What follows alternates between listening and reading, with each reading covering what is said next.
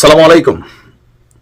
গেল কয়েকদিন আগে যখন ভারতে সফররত মার্কিন যুক্তরাষ্ট্রের গোয়েন্দা প্রধান তুলসী গ্যাবার্ড তিনি একটা মন্তব্য করলেন বাংলাদেশ নিয়ে, তখন বিষয়টাকে আমরা আসলে ওইভাবে সিরিয়াস নেই। আমরা আমাদের জায়গা থেকে প্রতিবাদ করেছি, এটা নিয়ে কথা বলেছি। তুলসী গ্যাবার্ডের 14 গোষ্ঠী মোটামুটি আমরা উদ্ধার করেছি। বাট এই বিষয়টা আসলে দেশের জন্য কতটা ইফেক্টিভ, বিশেষ করে মার্কিন যুক্তরাষ্ট্র যদি কোনো রাষ্ট্রের পিছনে লাগে, মার্কিন যুক্তরাষ্ট্রের গণমাধ্যমগুলো যদি কোনো রাষ্ট্রকে রিপ্রেজেন্ট করা শুরু করে, দেন পরিণতি সবসময় খারাপের দিকে যায়। কিছু তো আছে মিল, একবারে যে শতভাগ উড়াই দেওয়ার বিষয়টা না। যুক্তরাষ্ট্রের নিউ ইয়র্ক টাইমসে যে প্রতিবেদন আসছে 1 থেকে 2% সত্যতা আছে, আর ওইটাকে মার্কিন যুক্তরাষ্ট্র বড় আকারে দেখানোর চেষ্টা করছে। যদিও এটা নিয়ে বাংলাদেশের পক্ষ থেকে অলরেডি প্রতিবাদ জানানো হয়েছে। সম্প্রতি যুক্তরাষ্ট্রের দ্য নিউ ইয়র্ক টাইমসে বাংলাদেশে নতুন করে গড়ে উঠেছে ইসলামী কট্টরপন্থীরা সুযোগ খুঁজছে। বাংলাদেশ নতুন করে গড়ে উঠছে আর সেখানে ইসলামী কট্টরপন্থীরা সুযোগ খুঁজছে, এই শিরোনামে একটা প্রতিবেদন প্রকাশ করেছে মার্কিন যুক্তরাষ্ট্রের গণমাধ্যম দ্য নিউ ইয়র্ক টাইমস। খুবই পপুলার, এবং এই পত্রিকাটা বিশ্বের নামি দামি বাঘা বাঘা যে রাষ্ট্রগুলো আছে তাদের রাষ্ট্রপ্রধানরা এই নিউজগুলো পড়েন। আর এটা নিয়ে আমাদের সরকারের পক্ষ থেকে আপনার কি বলা যে বিভ্রান্তিকর এবং একপক্ষীয় বলে প্রতিবেদন বলা হয়েছে।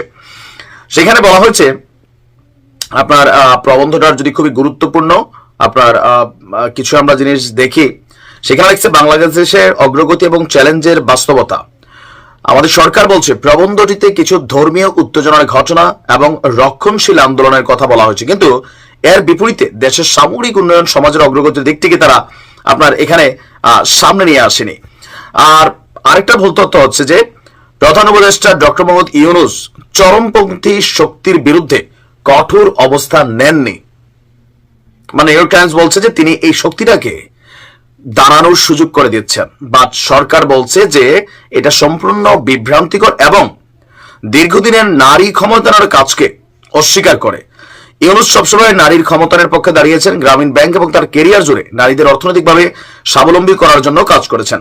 এবং বাংলাদেশের ধর্মীয় সহিংসতা হিসাবে যে চিত্র সেই প্রতিবেদনে তুলে ধরা হয়েছে সেটাও বিভ্রান্তিকর হিসাবে সরকার বলছে যে রাজনৈতিক দলগুলো, এটা কিন্তু আমরা জানি, দেখেন এই দেশে ধর্মীয় যে ঘটনাগুলো ঘটে ম্যাক্সিমাম সময় এটা পলিটিক্যাল। আওয়ামী লীগের আমলে আলেমোলামারা বা যারা আলেমোলামার মধ্যেও যারা রাজনীতি করতেন, আওয়ামী লীগের বিরুদ্ধে কথা বলতেন, বঙ্গবন্ধুর বিরুদ্ধে কথা বলতেন, তাদেরকে ধরা হয়েছে। যারা নর্মাল ওয়াজ মাহফিল করেছেন এদেরকে কিন্তু ধরা নাই। যারা নিজেদের রাজনৈতিক দলকে পারপাস করতেন, সার্ভ করতেন, তারাই কিন্তু বাটে পড়ছে। আমরা এখনো দেখেন এই আমলে এই শুধু টুকিটাকে আমরা দেখছি।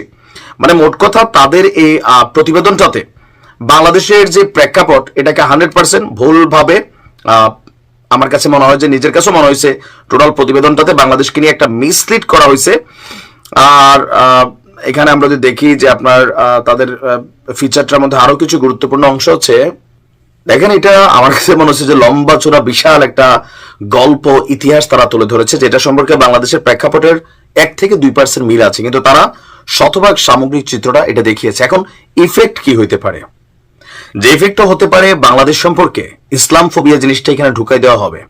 ইভেন ট্রাম্প সরকার আসার পর আপনি দেখেন পাকিস্তান সহ বেশ কিছু রাষ্ট্রের প্রতি কয়েকটা লেয়ারের সিকিউরিটি ইস্যু অলরেডি কার্যকর করা হয়েছে, বাংলাদেশ সেখানে বাদ গেছে। কিন্তু এই প্রতিবেদনগুলো ট্রাম্পের দৃষ্টিকে বাংলাদেশের দিকে একটা কট্টরপন্থী রাষ্ট্র হিসেবেই আসলে তৈরি করতে, মানে একটা মেন্টালিটি তৈরি করতে ভূমিকা রাখবে। রেজাল্ট স্যাংশন আসতে পারে, ভিসা জটিলতা আসতে পারে, এখানে বিনিয়োগের ইস্যুটা কমে যেতে পারে, নানান ধরনের ঝক্কি ঝামেলা কিন্তু সরকারকে পোহাতে হবে।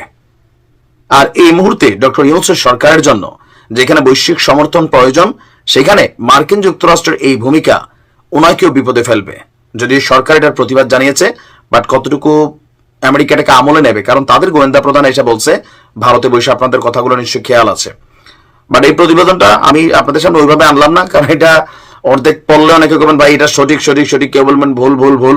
বাট আমার পয়েন্ট অফ ভিউতে যখন বাংলাদেশ নিয়ে কোনো প্রতিবেদন হয়, আমি সেই প্রতিবেদনের পক্ষে অবশ্যই এটার বিপরীত অবস্থান করি, দেশের পক্ষে আমার অবস্থান। ভালো থাকুন।